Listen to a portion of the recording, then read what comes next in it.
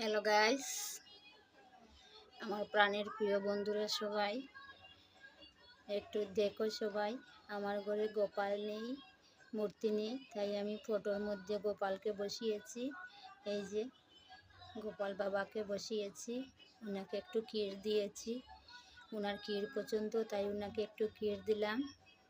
আর এই যে সঙ্গে উনি তো বালক, চোখা ভালোবাসেন, তাই একটু মুচম্বির, একটু জাম্বুরা আর একটু কলা দিয়েছি, একটু নাড়ুও দিয়েছি। এই যে চন্নামি তো দিয়েছি। এইটুকুই আয়োজন করতে পেরেছি বন্ধুরা।